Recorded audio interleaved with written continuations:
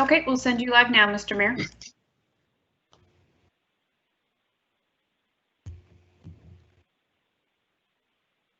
Okay, folks, we're back. It is still June the 21st, and July, actually. Yeah, July, actually. Yep. Gosh, lost a whole month. And we are here for our public hearing, virtually, case 22682, amendments to the Halifax Municipal Planning Strategy, Halifax Peninsula Land Use Bylaw, second amend, an associated second amending development agreement for 5534 to 5558, Bilby Street, and 2819 to 2827 Islesville Streets. So thank everybody for joining us for this virtual public hearing. The order of events will be similar to what we do when we're in the chambers.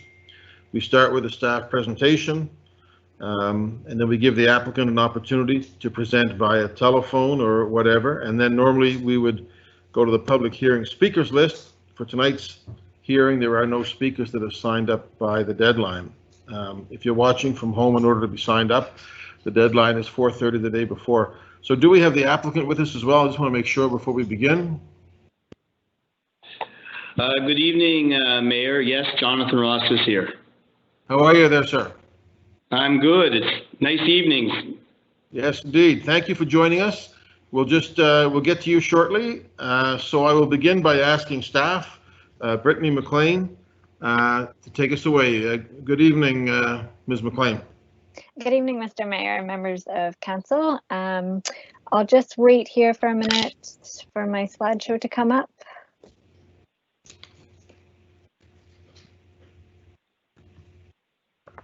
Okay, perfect.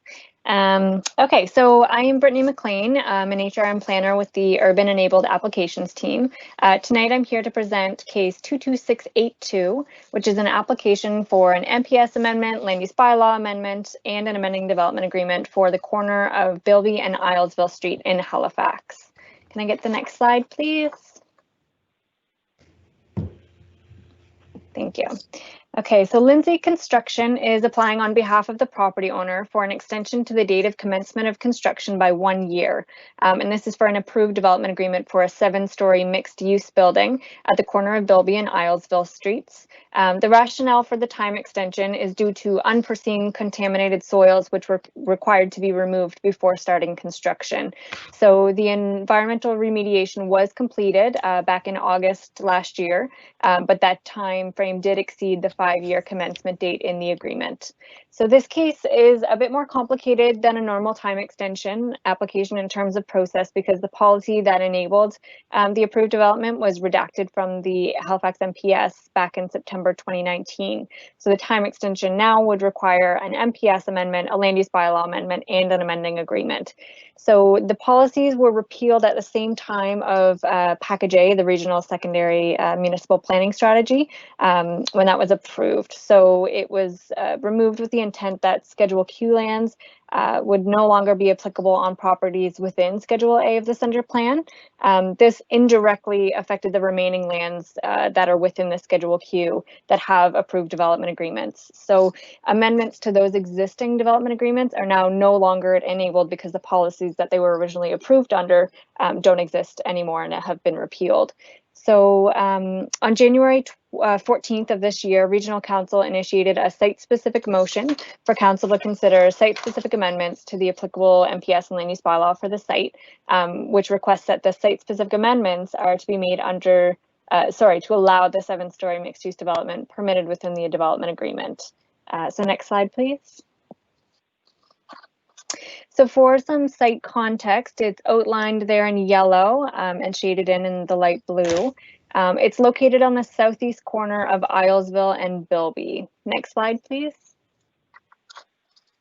Okay, so here's a view of the site from the corner of Bilby and Islesville. So the lot is currently a construction site. It has a hole dug, there is a crane in place, and it's surrounded by construction hoardings at the moment. So the existing neighborhood is comprised with a mix of 2-unit, multi-unit flats, some newer 7-story multi-units. There's also a few construction sites around, some vacant lots, and temporary surface parking lots that do have approved multi-unit buildings, but have just not been constructed yet. So there's also a few retail commercial shops speckled kind of throughout the neighborhood.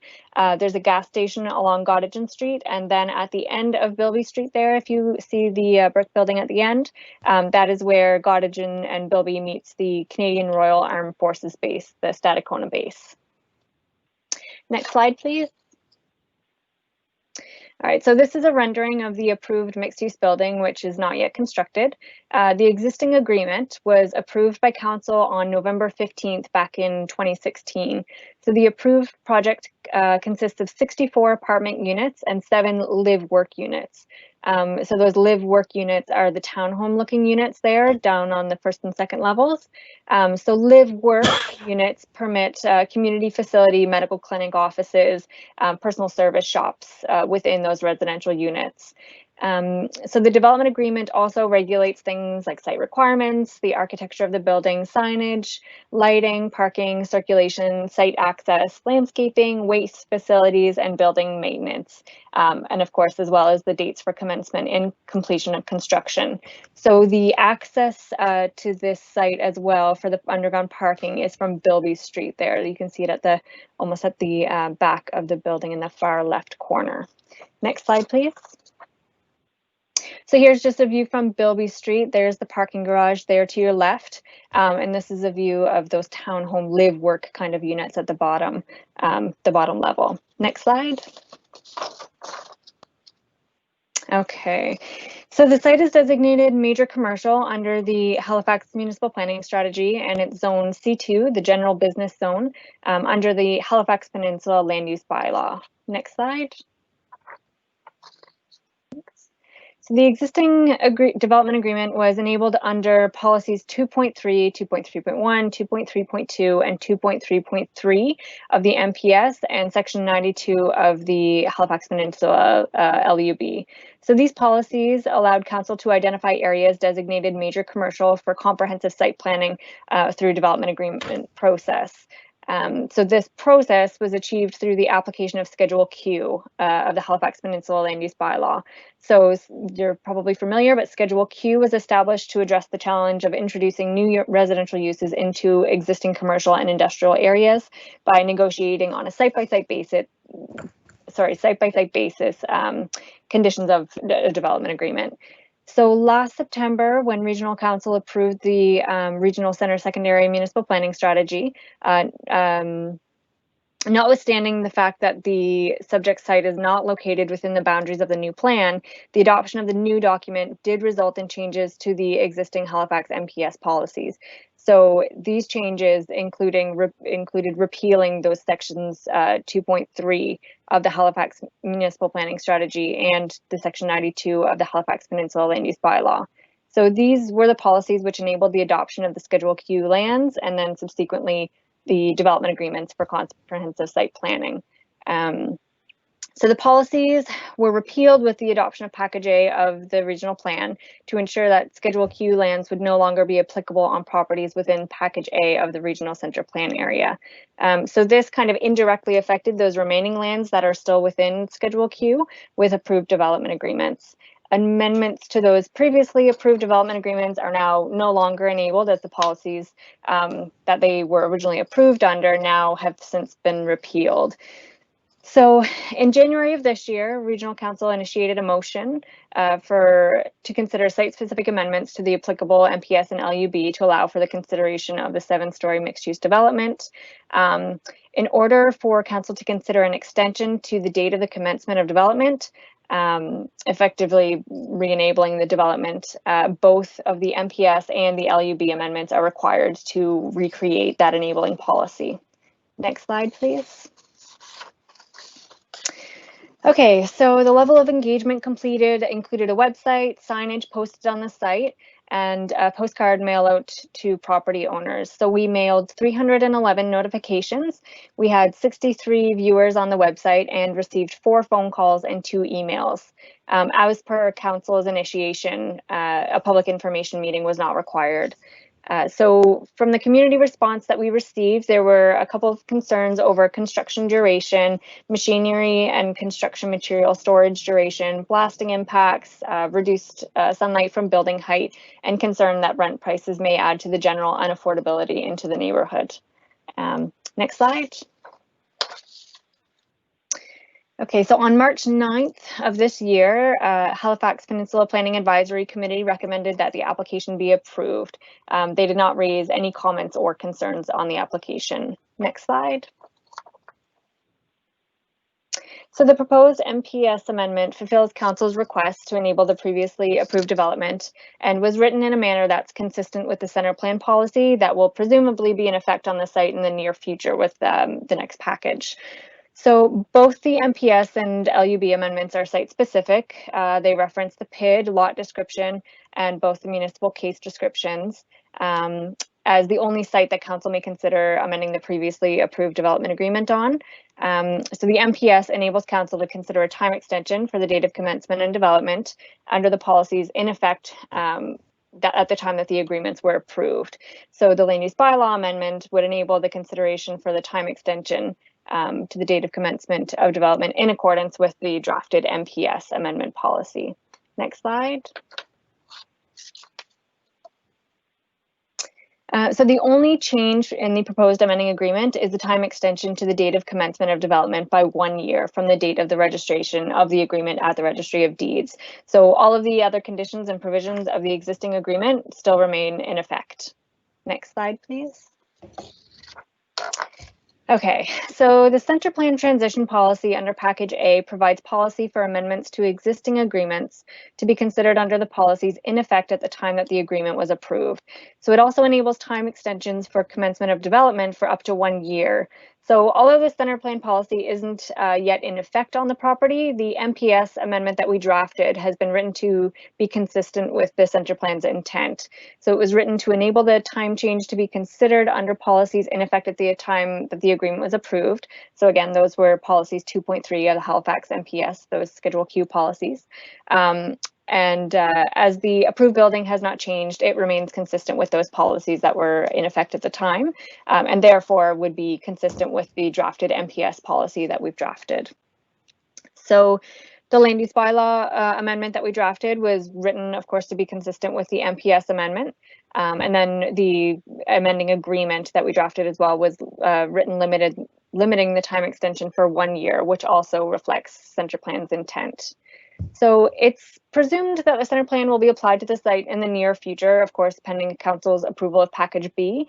So should that occur, the MPS and LUB amendments that we have drafted here would effectively be replaced with that of the center plan and center plan land use bylaw. So staff have reviewed the application and the existing policy context and have provided proposed policy pursuant to the direction of Council. In this case, the new center plan policies have designated areas of the regional center in which higher density residential development is planned to occur in the short to medium term future. The subject site was not designated one of those areas. So kind of as such, in the absence of a clear planning rationale for the proposed policy amendment, the question before Council is whether or not this previously granted approval will be allowed to carry over into the new recently adopted policy framework. So Council should make this decision while being aware that there are likely other sites in similar predicaments, though not perhaps not as far as advanced in the design and construction process as is the case for this subject site here. Next slide, please. So this is just the process for approval. So we have the joint public hearing and MPS strategy amendments. The joint public hearing for both the MPS amendments and the development agreement. And then we have Regional Council making the decision on the amendments, the Province of Nova Scotia's review and approval of the amendments, the supplementary report to Community Council, and then Community Council's consideration and approval or denial of the development agreement. Next slide. So staff have reviewed the application and the existing policy context and have provided proposed policy pursuant to the direction of Council that we recommend be approved. Next slide.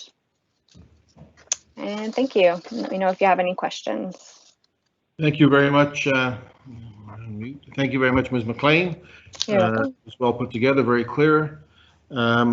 Is there any questions of clarification? I don't see anybody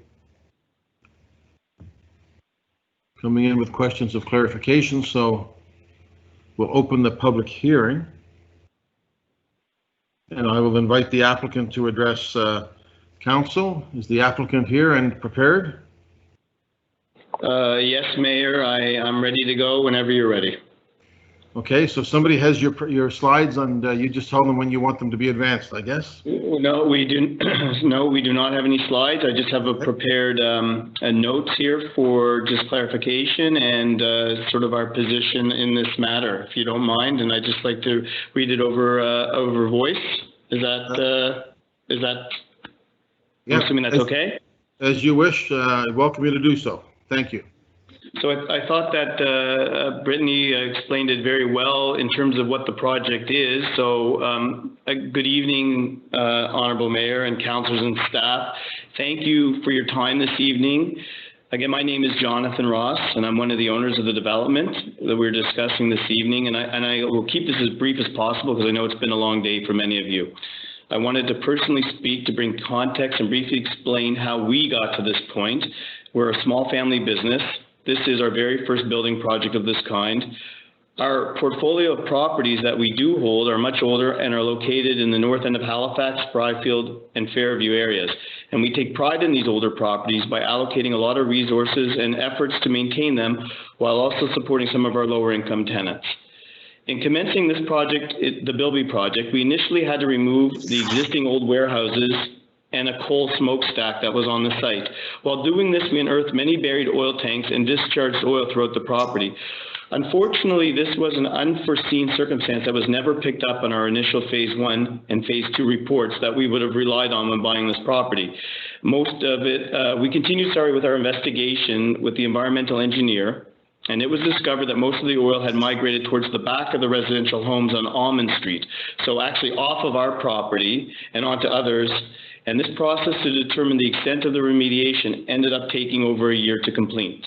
With a lot of hard work and immense financial strain, we cleaned up our property and our neighbor's property and restored their land.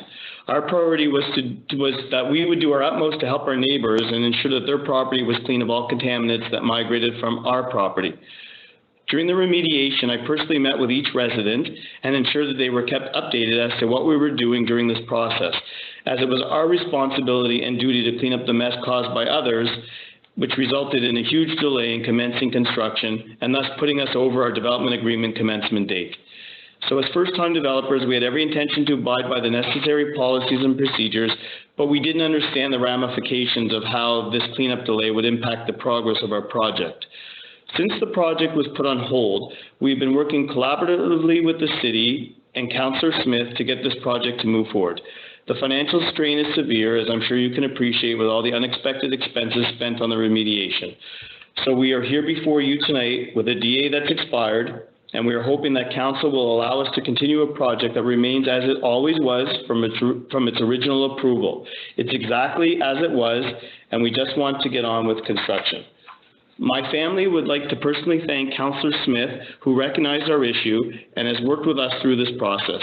In addition, the Mayor, Councillor Adams, Steve Higgins, and his staff who have gone above and beyond to help guide and manage this very difficult situation. Councillors, your initial unanimous vote to allow this process to commence back at Regional Council meeting in January was a huge weight lifted off of our family. Thank you again for helping us. If I can be of any assistance tonight, please do not hesitate to ask. I also have here with me our architect and our construction manager team as well. That concludes my my presentation, Mayor.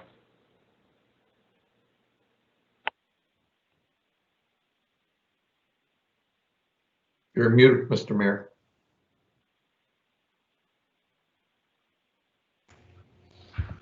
Questions of clarification? Council, I don't see any. Councillor Karsten, you were just telling me I was on mute. Thank you very much. Councillor Smith, I have one. Councillor Smith? Yep. Go ahead, sir. Really quickly, thank you for the very brief and informative presentation. My only question, you don't have to get too detailed, but I know that the neighboring property that I don't know my directions, but the neighboring property that you're sharing their property line in order to do construction, there were some conversations around if they could continue to move forward and if that would affect you. I'm just wondering if that has been dealt with in that piece of the issue that you're facing is kind of move forward. Councillor Smith, can I get a little bit of a clarification on the properties you're referring to? So next door, the family that was going to build the development on the corner of Allman in Iseville. Okay, the Metledge property. Yes, the Metledge property. Yes. Yes. We're working directly with them to work on anything that they need help with. We're working actually together. They need some help and we need some help, and we've always worked together. We plan on working together with them. Okay, great. I just wanted to get clarification on that because I know that was outstanding. So I'm good, Mr. Mayor. Thank you. Thank you very much. So since there is nobody to speak to this, I don't think that the applicant needs to respond. I see no other questions for the applicant. I'll ask for a motion to close the public hearing. So moved. So moved. Councillor Walker. Moved by Councillor Walker. Councilor, the other one. Moved by Councillor Walker, seconded by Councillor Smith. All in favor? Aye. Aye. Aye. Thank you. Council, what is your wish? Councillor Smith, did you wish to take this away? Put on the floor. I'll move that Halifax Regional Council adopt the proposed amendments to the Halifax Peninsula Planning Strategy and Halifax Peninsula Land Use Bylaw as set out in attachment A and B, staff report dated March 24, 2020, to enable an extension to the date of commencement of construction for development agreement at the southeast corner of Bilby and Iseville Streets in Halifax. Seconded, Councillor Walker. Seconded by Councillor Walker. Any discussion? Super quick, thank you everyone that has been working on this, staff and the applicants to get this forward. I know that they went through a lot of hardship to move forward with this, and I know staff really worked really hard in the beginning to figure out this constitutional conundrum that we were in at the beginning. But we were able to figure something out, and it was mentioned in the presentation that there could be other cases like this, and that is something that I know that Senate Plan team is going to be exploring with Package B to make sure that if there are some sort of cases, maybe not directly similar to this one, but where folks might get lost in the shuffle, that we'll have ways to address that in the future. Other than that, I don't have any other further comments. I know for staff, just as an FYI, there are some complaints around the site, I can't think of the words, it's been a long day. The sight lines when crossing the street between Bilby and Iseville, so that might be something for staff to go take a quick little peek on to see if anything can be done to improve some of the pedestrian sight lines there. Other than that, I asked to call the question. Okay. Ready for the question, colleagues? Question. I'm going to call the roll. I'm going to change the order here. Councillor Stretch. That's a change for the motion. Councillor Hensby. Affirmative. Councillor Karsten. For the motion. Councillor Nicol. Yeah. Councillor Austin. In favor. Councillor Mancini. For the motion. Councillor Mason. For the motion. Councillor Smith. For the motion. Councillor Cleary. Yes. Councillor Walker. For. Councillor Adams. For. Councillor Zarowski. For. Councillor Whitman. For the motion. Deputy Mayor. Voting yes on the motion. Councillor Myra Russell. In favor. Councillor Outfit. Yes. And the mayor says yes, so that is passed unanimously. I'd like to thank Councillor Smith. I'd like to thank Mr. Ross and his family. Wish you the very best. And I would like to thank Brittany McLean. Nice job at council, Brittany McLean. Is there anything else we need to do tonight before we let people go out in the deck, Cheryl? I think so. Our next council meeting, this is a surprise. We've added one. It'll be on Natal Day, since there's no Natal Day activity. So I expect to see you all. No, the next council meeting is August 18th. So I hope everybody, councillors and everybody else in the municipality, gets to enjoy a little bit of our summer. And I do encourage you to get out to Quinpool Road and to Argyle Street and to Portland Street and to Sackville and every other place where there's local businesses, and support your local businesses, Cole Harbor Road and so many other places. Main Street. Sorry, Move to adjourn. Now did you say Cole Harbor Road? I did say, yeah. Lots of places to support local business and make this a little easier on them. And thanks to our staff. That's a mic drop. Thanks. Thank you, everyone. Good night.